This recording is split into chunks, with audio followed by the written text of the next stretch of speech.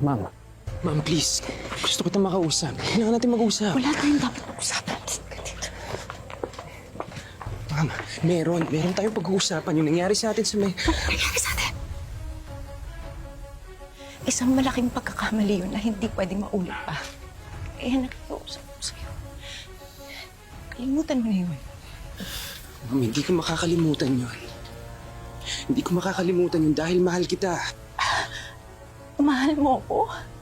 Kailan mo lang ako nakilala? Mahal agad? Nakalimutan mo bang teacher mo ko? O ano naman? Ano naman kung teacher kita? At saka ano sinasabi mo na hindi ako pwedeng ma-inlove sa'yo ng agad-agad? Ano alam mo tungkol sa pagmamahal, ha? Ang alam mo lang, ang gumawa ng gulo. Wala kang alam sa sinasabi mo dahil bata ka lang. Kaya umalis ka na dito. Ma'am, hindi na ako bata. 18 na ako.